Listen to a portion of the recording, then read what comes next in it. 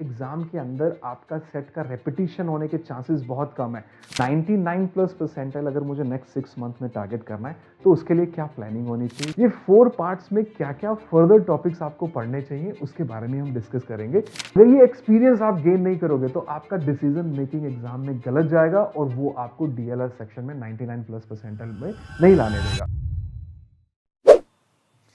Hello everyone, welcome to Arambh Academy. This is Samir Sardana, your DLR educator on Arambh Academy. In this session today, I'm going to talk about DLR Master Strategy बच्चों। इस session के अंदर हम discuss करेंगे कि 99 plus percentile अगर मुझे next 6 month में टारगेट करना है तो उसके लिए क्या प्लानिंग होनी चाहिए, क्या स्ट्रैटेजी होनी चाहिए, कितना नंबर ऑफ सेट मुझे करना है, सिलेबस क्या हमें पढ़ना पड़ेगा, 750 सेट कैसे आप नेक्स्ट 6 मंथ में टारगेट कर सकते हो, कैसे ये 750 सेट करके आप अपने डीएलआर स्किल्स को इंप्रूव कर सकते हो, 99 प्लस परसेंटाइल को टारगेट कर सकते हो। Let's talk about it guys, right. बहुत इंपॉर्टेंट सेक्शन है बच्चों डीएलआर और बहुत कंफ्यूजिंग भी है। कंफ्यूजिंग क्यों है? सिलेबस नहीं पता होता है बच्चों को कि डीएलआर में एक्चुअल सिलेबस है क्या। क्या कैट में कोई ऐसा नोटिफिकेशन है जो exactly chapter wise DLR section को स्पेसिफाई करता हो? नहीं है। कैट क्वांट में आपको मिल जाएगा, you will see that there topic of arithmetics जिसके अंदर परसेंटेज, प्रॉफिट लॉस, एसआईसीआई, ये सब टॉपिक्स आते हैं। नंबर सिस्टम कैट ने मेंशन किया हुआ है, कैट ने अलजेब्रा मेंशन किया हुआ है जिसमें आपको लीनियर इक्वेशन, क्वाड्रेटिक इक्वेशन ये सब पढ़ना है। क्या डीआईएलआर के अंदर ऐसे कोई चैप्टर मेंशन है? नहीं मेंशन है। लॉजिकल रीजनिंग, डेटा इंटरप्रिटेशन, इसको फर्दर चैप्टर्स में डिवाइड नहीं किया हुआ है। तो बहुत बच्चों को तो यही कंफ्यूजन होता है कि यार डीआईएलआर में सिलेबस क्या है और कैसे पढ़ना है। तो हम ये सारी चीजों के बारे में बात करेंगे। लेट्स फर्स्ट टॉक अबाउट कि आपको प्रिपरेशन करनी कैसे चाहिए डीएलआर की प्रिपरेशन के लिए बच्चों। और अगर आपको 750 सेट को टारगेट करना है तो आप अपने पूरे प्रिपरेशन को, पूरे सेक्शन को, राइट, 4 डिफरेंट पार्ट्स में डिवाइड करो। ट्राई करो कि आप अपनी प्रिपरेशन ये 4 कोर्सेज के थ्रू करो, राइट। 4 पार्ट्स के अंदर अगर आपको करना है, 4 पार्ट्स कौन कौन से हैं? इसमें पहला पार्ट है logical reasoning theory course, second आपका data interpretation theory course, third आपका advance theory course of DLR, और फोर्थ आपके लिए एटलीस्ट 250 सेट जिसमें आप नंबर ऑफ डिफरेंट टाइप के सेट्स प्रैक्टिस करो, डिफरेंट डिफरेंट वैरायटीज के set, high level of difficulty की प्रैक्टिस करो, टाइम बाउंड प्रैक्टिस करो। ये 4 पार्ट्स में क्या क्या फर्दर टॉपिक्स आपको पढ़ने चाहिए उसके बारे में हम डिस्कस करेंगे। पहला सेक्शन जो आता है हमारा बच्चों लॉजिकल रीजनिंग का थ्योरी कोर्स या फिर डेटा इंटरप्रिटेशन का थ्योरी कोर्स। एक बार मैं आपको वो स्टैंडर्ड टॉपिक्स बताता हूं जो आपको लॉजिकल रीजनिंग के थ्योरी कोर्स में पढ़ने हैं और डीआई के थ्योरी कोर्स में पढ़ने हैं, राइट बच्चों। ये स्टैंडर्ड टॉपिक्स हैं। जो बच्चा पहली बारी देख रहा है, कैट के एग्जाम की प्रिपरेशन अभी स्टार्ट कर रहा है, प्लीज अंडरस्टैंड कि standard topics of logical reasoning for your CAT exam are these topics. अच्छा, क्या ये टॉपिक कैट ने अपने नोटिफिकेशन में दिखा रखे हैं कि ये टॉपिक्स एलआर के अंदर आएंगे? नहीं आएंगे, राइट। ऐसा कहीं मेंशन नहीं किया हुआ है। ये सिलेबस को फिर हमने कैसे डिफाइन किया?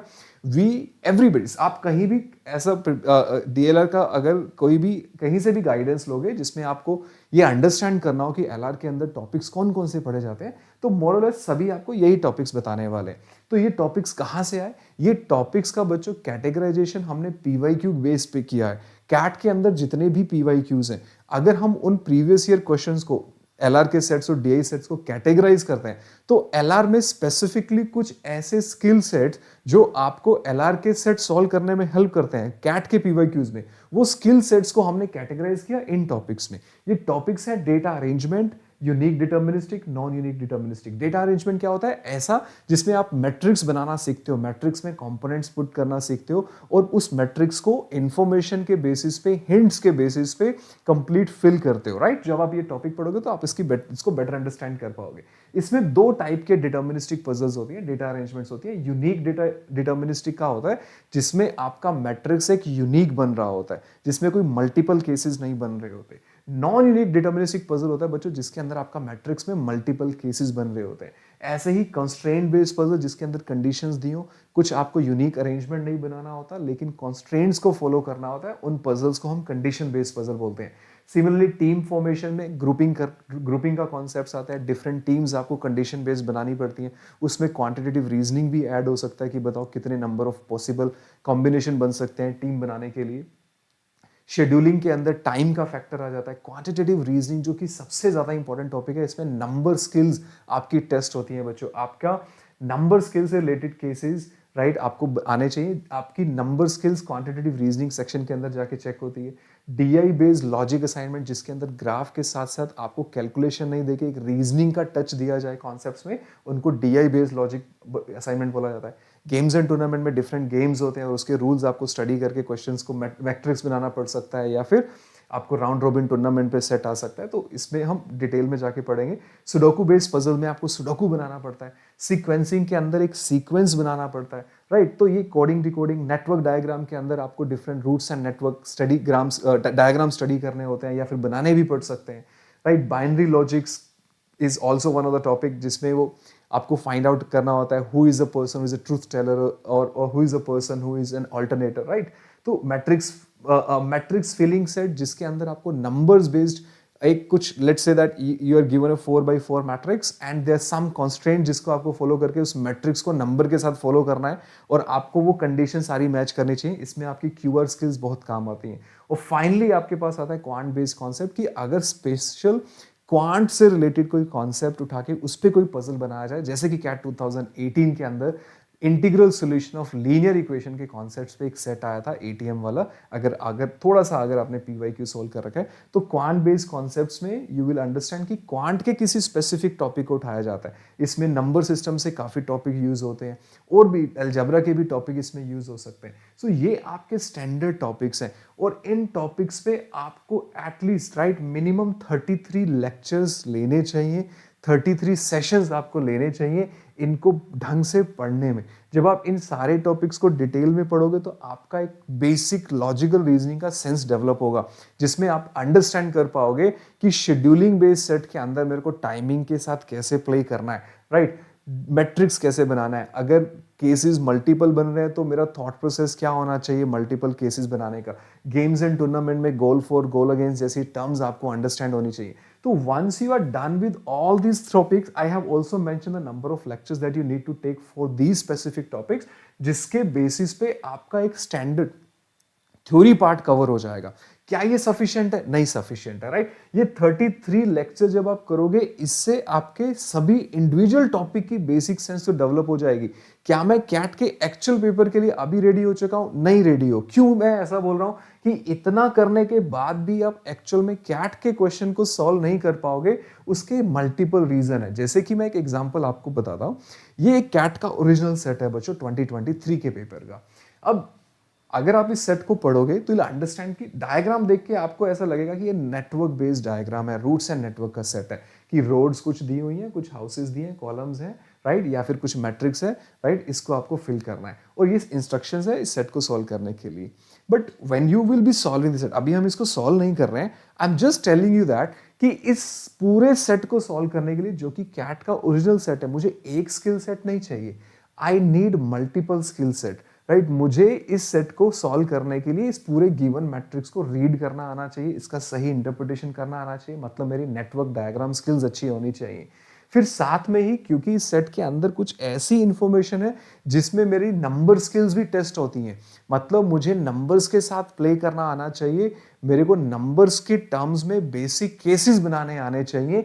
ये नंबर स्किल्स अगर आपने प्रैक्टिस नहीं किया तो ये सेट आप सॉल्व नहीं कर पाओगे, राइट। क्योंकि अगर आपको केसेस नहीं बनाने आते, your ability to make the multiple cases, जिसमें कई बार क्या होता है कि एग्जामिनर आपको पूरा इंफॉर्मेशन ना देके बहुत कम इंफॉर्मेशन देता है और उस कम इंफॉर्मेशन के बेसिस पे आपको मल्टीपल केसेस बनाने पड़ सकते हैं to finally reach to the right answer. और आपकी डेटा अरेंजमेंट स्किल्स भी इसके अंदर टेस्ट होंगी, बिकॉज इस सेट को सॉल्व करने के लिए आपको एक मैट्रिक्स, फाइनली एक मैट्रिक्स बनाना पड़ेगा, उस मैट्रिक्स के कंपोनेंट्स को डिफाइन करना पड़ेगा और उसके अंदर सारी इंफॉर्मेशन फिल इन करनी पड़ेगी। दैट मीन्स कभी भी कोई एक सेट एलआर का, कैट के एग्जाम का एक स्किल सेट पे बेस्ड नहीं होता है। तो अगर आप स्टैंडर्ड थ्योरी करके अगर आपको लग रहा है कि मेरा कैट का प्रिपरेशन हो गया, तो नहीं हुआ। यहां पे तो आप इंडिविजुअल टॉपिक्स को स्टडी कर रहे हो, आपकी क्यूआर स्किल्स सेट हो गई, आपकी गेम्स एंड टूर्नामेंट का बेसिक आइडिया लग गया। व्हाट अबाउट दो सेट जिसमें वो नेटवर्क डायग्राम के अंदर क्वांटिटेटिव रीजनिंग डालेगा, तो आपको उन सेट को भी प्रैक्टिस करना है। So you always do right. First आपका जो स्टेप होना चाहिए एलआर में, 33 सेशंस आप ऐसे लो ये दैट्स अ नंबर, ये ऊपर नीचे हो सकता है, ये that's a number that we are targeting for our students on Aarambh Academy, जिसमें हम उनको लॉजिकल रीजनिंग के थ्योरी केसेस में टोटल 33 लेक्चर्स देंगे और इन सारे टॉपिक्स को, स्टैंडर्ड टॉपिक्स को कवर करवाएंगे with these many number of lectures.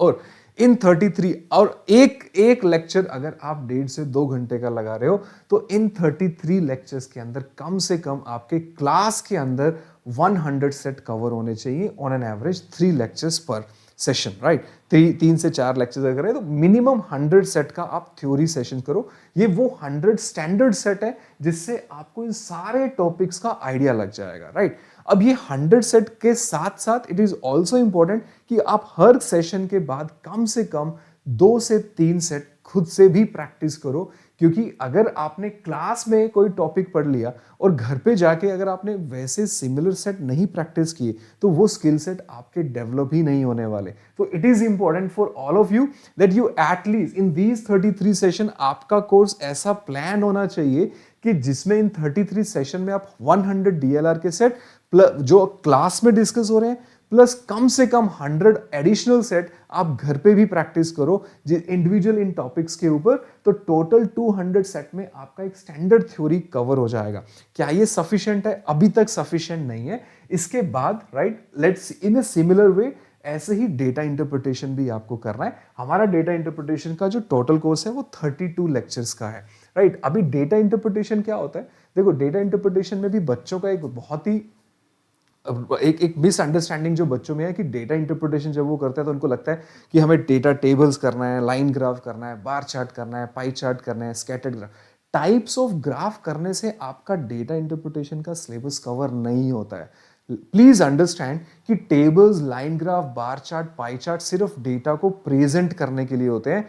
Once you understand कि इसके अंदर क्या डेटा दिया है, उसके बाद आपको उन डेटा पे क्वेश्चन सॉल्व करने के लिए कॉन्सेप्चुअल नॉलेज भी होनी चाहिए। और वो कॉन्सेप्ट्स क्या है, यू नीड टू अंडरस्टैंड कि डीआई में अभी तक कैट के पेपर में जितने भी सेट आए हैं, सबसे ज्यादा सेट्स के अंदर इनफैक्ट कोई भी सेट आप उठा लो, इन्हीं कॉन्सेप्ट्स में से कुछ कॉन्सेप्ट्स यूज होते हैं जिसमें या तो आपके परसेंटेज के बेसिक्स होंगे, राइट। परसेंटेज के बेसिक्स में परसेंटेज की कैलकुलेशंस यूज हो सकती हैं, फ्रैक्शन टेबल के कॉन्सेप्ट्स यूज होते हैं, फ्रैक्शन कंपैरिजन आपका बहुत स्ट्रांग होना चाहिए, आपको एवरेज, वेटेड एवरेज का कॉन्सेप्ट आना चाहिए, मीन, मीडियन, मोड के बारे में पता होना चाहिए, और आपकी रेशियो स्किल्स भी अच्छी होनी चाहिए। ये टॉपिक्स जो कि मैथमेटिक्स टॉपिक से बिलोंग करते हैं, ये डेटा इंटरप्रिटेशन में भी यूज होते हैं। तो डीआई को स्टार्ट करने से पहले 2 पार्ट्स में करो। पहले अपने कॉन्सेप्ट्स को बिल्ड करो, और कॉन्सेप्ट्स में परसेंटेज, फ्रैक्शन टेबल, ये सारे टॉपिक जो मैंने आपको एक्सप्लेन करे, पहले उनको अच्छे से करो।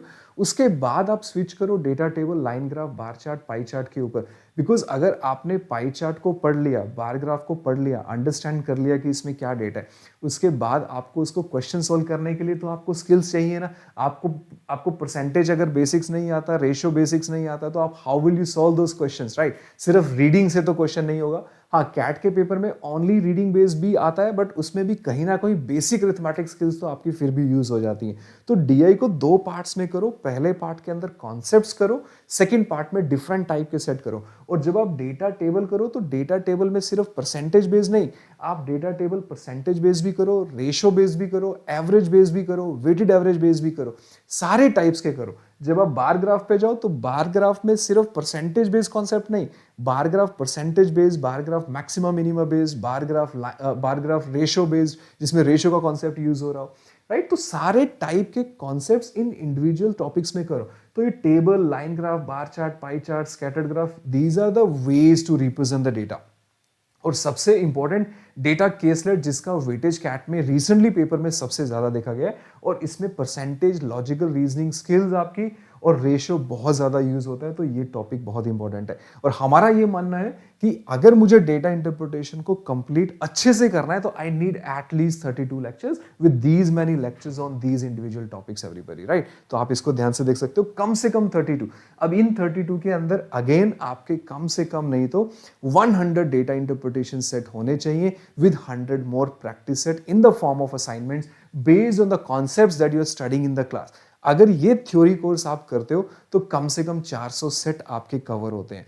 अब क्या यहाँ पे मेरा सिलेबस खत्म होता है? नहीं, वही चीज आपको अब नेक्स्ट पढ़नी है कि मेरा इंडिविजुअल टॉपिक पढ़ने से सिलेबस कंप्लीट नहीं हो रहा है। बिकॉज जैसे कि मैंने आपको कैट के पेपर में दिखाया, कोई भी सेट एक स्किल पे बेस्ड नहीं होता। एक सेट और आप देख लीजिए, ये कैट का एक सेट आई एम श्योर आप सब लोगों ने देखा होगा, राइट, जिसके अंदर ये नेटवर्क डायग्राम दी है। अगर नहीं देखा है तो आप देख लोगे, राइट। ये कैट का 2023 का सेट है बच्चों, जिसमें ये नेटवर्क डायग्राम दिया और ये डिफरेंट टाइमिंग बेस्ड सेट है, राइट। इसमें ये बोला हुआ है कि ये कुछ there are 6 police stations ABCDEF, और इसमें कुछ ये 4 टीम्स हैं जो इसको पेट्रोल कर रही हैं डिफरेंट डिफरेंट टाइम्स के ऊपर।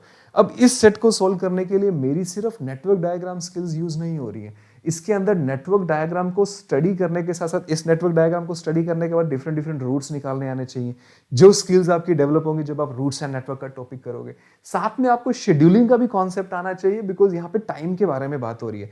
तीसरा, यू ऑल्सो इसको सॉल्व करने के लिए आपको ये फाइंड आउट करना है कि कौन सी टीम कौन से रोड पे पेट्रोल कर रही है, तो उसके लिए मेरे को मैट्रिक्स बनाना पड़ेगा, डिफरेंट डिफरेंट टाइम पे कौन सी टीम कौन से रोड के ऊपर पेट्रोल कर रही है। तो उसके लिए मुझे एक डेटा अरेंजमेंट करना पड़ेगा, एक मैट्रिक्स बनाना पड़ेगा 5x5 का, जिसमें आप सारी टीम्स के मेंशन करोगे और सारे डिफरेंट डिफरेंट टाइमिंग्स पे उस टीम की पोजीशन बताओगे।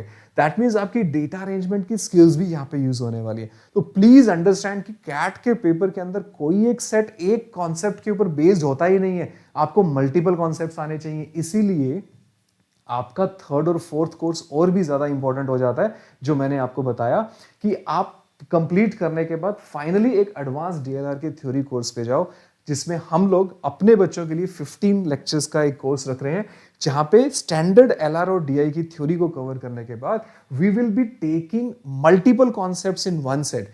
कि भैया अरेंजमेंट सीख लिया, क्वांटिटेटिव रीजनिंग भी सीख लिया, let's combine these two topics now. अब अरेंज ऐसा सेट करो जिसमें अरेंजमेंट और QR दोनों यूज हो रहे हो। डू सेट जिसके अंदर शेड्यूलिंग क्वांटिटेटिव रीजनिंग दोनों यूज हो रहे हो। डू सम सेट जिसमें शेड्यूलिंग रूट्स एंड नेटवर्क दोनों यूज हो रहे हैं। बिकॉज ये एक पैटर्न है कैट के प्रीवियस ईयर पेपर में, तो उन पैटर्न के बेसिस पे ही हमने ये सारे टॉपिक्स को डिफाइन किया, right. So that's games and tournament में क्वांटिटेटिव रीजनिंग कैसे रोल प्ले करेगा। जब आप इतने नंबर ऑफ लेक्चर्स और इतने नंबर ऑफ सेट करोगे तो बिलीव मी आप बहुत कंफर्टेबल हो जाओगे। आपको कोई सेट नया नहीं लिखेगा, आपको बहुत सारी स्टेटमेंट बहुत ईजी लगेंगी, उनका इंटरप्रिटेशन आपका करेक्ट हो जाएगा। That is why it is important for you to do this topics. तो हमारे 33 लेक्चर्स हो गए LR में, 32 हो गए DI में। थर्ड हमारा इसमें कम से कम हम मानते हैं कि 15 लेक्चर, जिसमें 50 बढ़िया वाले सेट आपके कवर हो। तो 400 सेट थ्योरी के साथ, 50 एडवांस 450, और कम से कम इसी के साथ आप 50 PYQs को भी कवर करो, जो कि रिसेंटली लास्ट 4 और 5 ईयर्स के पेपर में आए। अगर आप ये 500 सेट कवर करते हो, आई एम श्योर अगर टोटल नंबर ऑफ लेक्चर्स अगर आप देखो तो 80 लेक्चर्स बन रहा है, 33, 32 और 15, 80 लेक्चर्स। 80 लेक्चर्स हैं, तो मेरे को एक वीक के अंदर अगर मैं 4 लेक्चर्स भी करता हूं तो 20 वीक्स के अंदर ये मेरा कवर होता है। दैट मीन्स 4.5 मंथ्स और 5 मंथ्स में मान लो कि आप पूरी थ्योरी को कवर कर सकते हो। अगर यही नंबर ऑफ लेक्चर्स आप 5 पर वीक कर दो तो मंथ में आपके 20 लेक्चर्स हो जाएंगे, और 4 मंथ के अंदर आप अपना पूरा DLR का सिलेबस कवर कर सकते हो with just 90 minute session. 5 days a week will help you cover your complete syllabus with 500 different type of sets that helps you developing multiple skills। और ये 500 सेट करने के बाद पैरेलली आपको एक और सीरीज भी करनी है। 500 के बाद करनी है नहीं, उसके बाद फिर आपके पास उतना टाइम नहीं होगा कि आप 250 सेट प्रैक्टिस करो। आई एम नॉट कंसिडरिंग कि आपके पास कैट में नवंबर मंथ है, बिकॉज नवंबर मंथ में आप कोई नई चीजें नहीं करते हो, बेसिकली जो आपने पढ़ लिया वही रिवाइज करते हो। तो मैं ये मान के चल रहा हूँ कि 31 अक्टूबर तक का टाइम है, और अगर मैं मई मंथ को काउंट करूँ तो अक्टूबर में हमें 6 मंथ हो जाएंगे, राइट। हाँ, 6 मंथ हमें अक्टूबर में हो जाएंगे, राइट। तो नवंबर में तो will not do anything new. तो 4 मंथ में हमारा सिलेबस खत्म हो सकता है DLR का विद 500 सेट। साथ में एक ये जो मैं आपको बोल रहा था कि आपको अपने मल्टीपल कॉन्सेप्ट्स को साथ में टारगेट करना है, उसके लिए आपको नेक्स्ट वाला पार्ट जो है 250 वाला DLR लाइव, ये क्यों इंपॉर्टेंट है? 250 आप this is a series that we do on Arambh Academy for our students, but I would suggest anybody, अगर आप कहीं भी पढ़ रहे हो तो ये एक ऐसी सीरीज उठाओ जिसमें डेली बेसिस पे आप नए नए सेट टाइम बाउंड प्रैक्टिस में कर सको। बिकॉज अल्टीमेटली कैट के अंदर आपको 40 मिनट के अंदर 3 सेट को टारगेट करना है अगर आप 99 प्लस परसेंटाइल को टारगेट करना चाहते हो।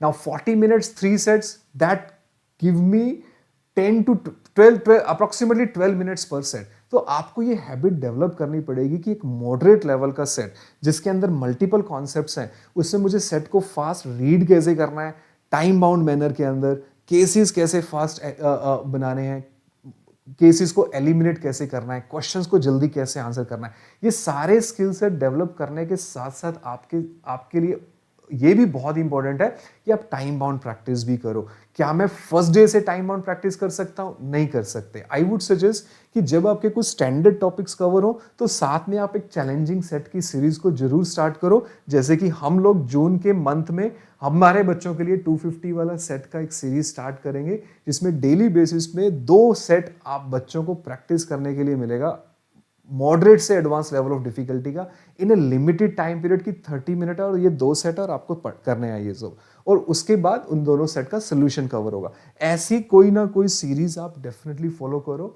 अगर आपके यहाँ पे हो रही है तो बहुत अच्छी बात है, नहीं है तो यूट्यूब के अंदर बहुत ऐसी सीरीज हैं। Will also be taking approximately 50 to 100 sets on our YouTube channel on Aarambh Academy very soon, जिसके अंदर हम ऐसी सीरीज को बच्चों के लिए फ्री भी करने वाले हैं, राइट। तो आप ऐसे बहुत सारी सीरीज को फॉलो कर सकते हो, या फिर खुद कोई ना कोई एक ऐसा सोर्स उठा लो जहां पे आपको 250 सेट प्रैक्टिस करने के लिए मिल जाए, और आप एक ऐसा शेड्यूल बनाओ कि जिसमें आप time bound practice moderate level of difficulty का 15 मिनट के अंदर करो। इससे क्या होगा, आपको एक तो मल्टीपल कॉन्सेप्ट्स कवर आप कर पाओगे और नए नए वैरायटीज के सेट मिलेंगे। कैट एग्जाम के अंदर आपका सेट का रेपिटेशन होने के चांसेस बहुत कम है। तो ये मान के चलो कि आपका फाइनल एग्जाम में जो चैलेंज है वो ये है कि 15 मिनट में एक मेरे को नए टाइप का सेट सॉल्व करना है। सो इट इज इंपॉर्टेंट कि आप वो नए सेट के लिए आप पहले से प्रिपेयर होके जाओ। आपको कोई सेट नया लगना ही नहीं चाहिए, आपकी हैबिट इतनी अच्छी होनी चाहिए, आपकी स्किल सेट्स इतनी डेवलप होनी चाहिए कि किसी भी तरह का कोई भी सेट आपको कैट के एग्जाम में मिले तो आप एग्जैक्टली टारगेट कर सको उन एरियाज को जो कि रिक्वायर्ड होते हैं सेट को सॉल्व करने के लिए। आपकी रीडिंग फास्ट होनी चाहिए, केसेस बनाने की एबिलिटी फास्ट होनी चाहिए, राइट, कॉन्सेप्ट्स को पकड़ने की एबिलिटी फास्ट होनी चाहिए। ये सारे स्किल सेट्स आपको पैरेलली डेवलप करने हैं, और 500 सेट वो कवर होने के बाद ये 250 सेट को भी आप 2 महीने के बाद, जब आपके स्टैंडर्ड बेसिक चीजें सारी कवर हो जाए, जैसे डेटा अरेंजमेंट अगर कर लिया, शेड्यूलिंग कर लिया, राइट, बेसिक क्वांटिटेटिव रीजनिंग कर लिया, तो पैरेलल में ये 250 सेट की सीरीज को स्टार्ट करो। 2 सेट आधा घंटा लेंगे, इससे ज्यादा नहीं लेंगे आपको। तो दैट मीन्स अगर नेक्स्ट 6 मंथ में 2 से 2 घंटे डीएलआर के लिए रखता हूं तो मैं 750 सेट टारगेट कर सकता हूं। Believe me, this will definitely give you 99+ percentile. आप डेफिनेटली 3 सेट एग्जाम के अंदर सॉल्व करके आओगे। कैट के एग्जाम के अंदर सेट का जो लेवल ऑफ डिफिकल्टी होता है वो मॉडरेट को कभी भी क्रॉस नहीं करता है। 5 में से एक सेट बहुत हाई लेवल ऑफ डिफिकल्टी हो सकता है। इसमें आपको ये भी बेनिफिट मिलेगा, जब इतने सारे सेट आप प्रैक्टिस करोगे ना, तो आपके सिलेक्शन ऑफ सेट की एबिलिटी भी बहुत इंप्रूव होगी। आपको सही सेट भी सिलेक्ट करना आएगा। इतने सारे सेट के प्रैक्टिस के साथ, टाइम बाउंड प्रैक्टिस के साथ, आपको ये भी आइडिया लगेगा दैट कौन सा सेट मुझे एग्जाम में लीव करना है, कौन सा सेट मुझे प्रैक्टिस करना है, किस टाइप के सेट में ज्यादा टाइम लगता है और मुझे इसको पहले नहीं अटेम्प्ट करना चाहिए, बाद में अटेम्प्ट करना चाहिए। ये डिसीजन मेकिंग आप एक दिन के अंदर नहीं सीख सकते। ये आपकी स्किल सेट्स ही हैं जो आपको हेल्प करेंगी ये अंडरस्टैंड करने में कि ये सेट इजी है और ये डिफिकल्ट है। आपको क्या लगता है कि सेट को सिलेक्ट करने के लिए क्या कोई स्ट्रेटेजी हो सकती है? स्ट्रेटेजी नहीं है, एक्सपीरियंस ही है। एक्सपीरियंस क्या है? मल्टीपल सेट का जब आप सॉल्व करके जा रहे हो, उसका एक्सपीरियंस ही आपको हेल्प करेगा कि this is the set that I usually get stuck in, this is the set I can definitely solve with confidence in the limited time period, right. तो ये एक्सपीरियंस आपको गेन करना पड़ेगा 750 सेट सॉल्व करके। अगर ये एक्सपीरियंस आप gain नहीं करोगे तो आपका डिसीजन मेकिंग एग्जाम में गलत जाएगा और वो आपको डीएलआर सेक्शन में 99+ परसेंटाइल में नहीं लाने देगा। तो इट इज इंपॉर्टेंट कि आप ये एक्सपीरियंस को भी डेवलप करो। एक्सपीरियंस लेना आपके लिए बहुत जरूरी है, नहीं तो आपका कैट का एग्जाम में डीएलआर सेक्शन क्लियर करना बहुत मुश्किल होगा। तो keep this in mind. What you need first 100% theory coverage with all these topics that I have given to you, right? Theory coverage के साथ साथ वैराइटीज ऑफ सेट का प्रैक्टिस, सो दैट आपको नए सेट चैलेंजिंग नहीं लगे। फिर time bound practice plus decision making of selecting the right set. ये 4 चीजें डेवलप करनी पड़ेंगी, इस पे काम करना पड़ेगा। आधे घंटे का या 1 घंटे का स्ट्रेटेजी सेशन कैट के एग्जाम से पहले आपको ये सारी चीजें नहीं सिखा सकता। 6 मंथ के एफर्ट्स आपको डालने ही पड़ेंगे। रेगुलरिटी, आपको कंसिस्टेंसी अपनी प्रिपरेशन में लानी ही पड़ेगी, तभी आप अपने आप को इस सेक्शन के लिए प्रिपेयर कर सकते हो बच्चों, राइट। एक स्लाइड्स मैंने कुछ स्लाइड्स मैंने और भी बनाई हैं जिसमें आपको अंडरस्टैंड होगा, राइट, कि कैट के पेपर्स के अंदर, राइट, प्रीवियस ईयर पेपर का अगर हम एनालिसिस करें बच्चों, राइट, तो ये सारे स्टैंडर्ड टॉपिक्स मल्टीपल कॉन्सेप्ट्स में यूज हुए हैं। 18 से 2020 का अगर मैं पेपर उठाऊं ना, तो डेटा अरेंजमेंट मेरे को 6 सेट में यूज होता दिखा है, राइट।